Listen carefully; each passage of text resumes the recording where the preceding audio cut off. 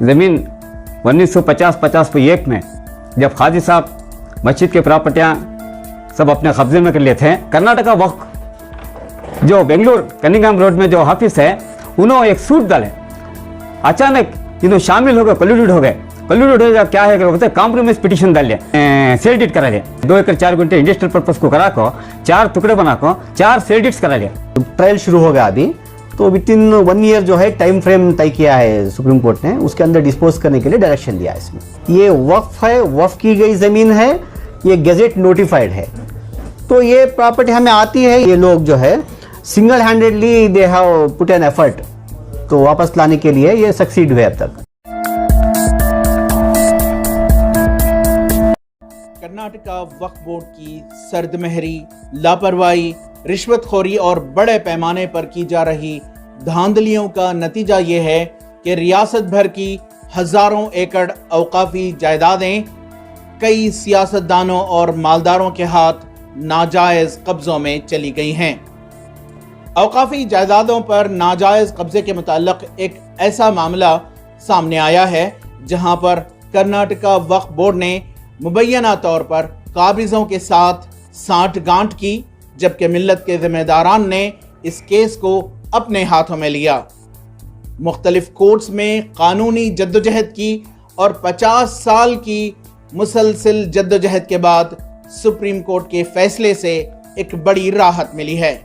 आइए देखते हैं तफसीली रिपोर्ट। कर्नाटका के शहर तुमकुर के गुब्बी नामी गांव की जामिया मस्जिद से मुंसलिक 2 एकड़ 4 गुंठा औकाफी जायदाद को नाजायज कब्जे से आज़ाद कराने में इदारे के जिम्मेदारान ने तकरीबन 50 साल की कानूनी जद्दोजहद में कामयाबी हासिल की है, जो कि कर्नाटका वक्फ बोर्ड के मुंह पर एक तमाचा है।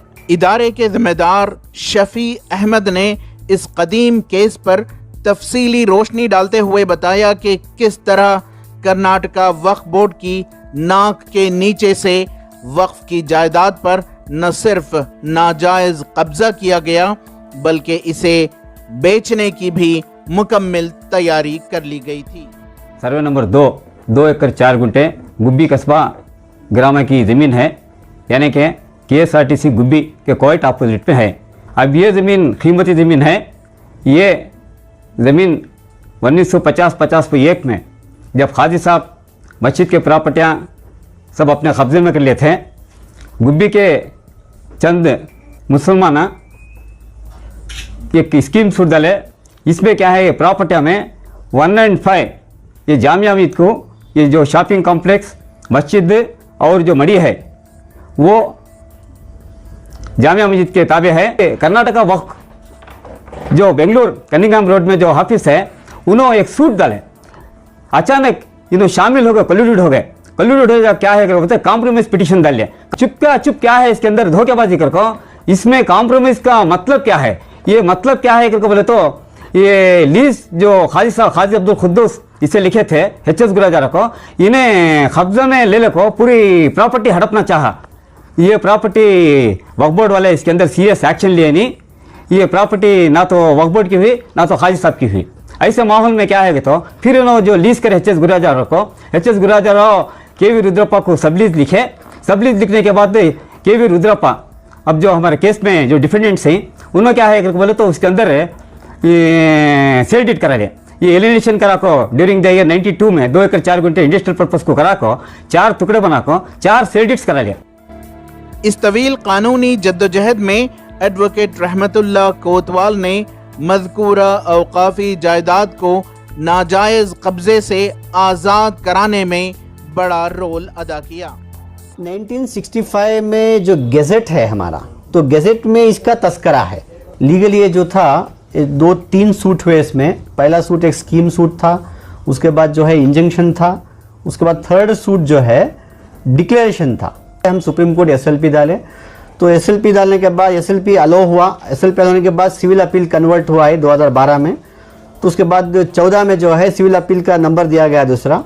तो अपील अब तक जो है एक 35 अपीयरेंसेस हुए इसमें, बीच में इंटरिम ऑर्डर्स हुए, फिर वकेट हुए, मॉडिफिकेशंस हुए, जब फाइनल आर्गुमेंट जब परसों 1 तारीख सितंबर में आया तो लगातार 3 दिन तक ये आर्गुमेंट चला है केस में।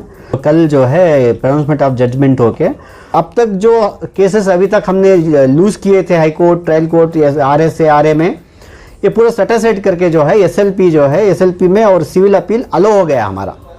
इस केस की कानूनी पेचीदगी पर रोशनी डालते हुए एडवोकेट रहमतुल्लाह कोतवाल ने मजीद बताया कि इस मामले में सुप्रीम कोर्ट का बड़ा फैसला आया है और साथ ही सुप्रीम कोर्ट ने लोअर कोर्ट को हिदायत जारी की है कि इस मामले में 1 साल की मुद्दत में जजमेंट पास किया जाए। अब ये मैटर भी ये जो LCR जो lower court record supreme court में थे, फिर वापस आने के बाद ये जो टुमकुर कोर्ट के लिए फिर जो रिमांड हुआ है मैटर ये, और फिर वो मैटर वहाँ से फिर ट्रायल शुरू होगा अभी। तो विद इन 1 ईयर जो है टाइम फ्रेम तय किया है सुप्रीम कोर्ट ने, उसके अंदर डिस्पोज करने के लिए डायरेक्शन दिया है। इसमें ये वक्फ है, वक्फ की गई ज़मीन है, ये गेजेट नोटिफाइड है, तो ये प्रॉपर्टी हमें आती है। ये लोग जो है single handedly they have put an effort, तो वापस लाने के लिए ये सक्सीड हुए अब तक। इस मौके पर शफी अहमद ने बताया कि इस केस की पैरवी के अखराजात गांव के लोगों ने उठाई है और उन्होंने उम्मीद जताई कि वो अदलिया से वक्फ की इस जायदाद को जरूर बचाएंगे। ये जो हमें अल्टीमेटली हमें फाइनल केस जीत डाले तो ये 100 करोड़ के ऊपर प्रॉपर्टी है, हमें हमारी कौम के लिए, मुसलमान भाइयों की कौम के लिए इसमें ये जो पैसा आता है इनकम पूरे ताल्लुक के मसाजिदों को पूरे मसाजिद पूरे ताल्लुक को हमें इम्प्रूवमेंट कर सकती। अब जो केस रिमांड हुआ है गुब्बी को, रिमांड होने के बाद हमें क्या है marking of the document evidence कर को हमें प्रूव करते हैं। इंशाल्लाह ये केस हमारे तरफ होता, हमारे ताबे होता कर को अल्लाह की ज़ात से हमें उम्मीद रखी। ETV भारत के लिए बेंगलोर से रफीक जब्बार की रिपोर्ट।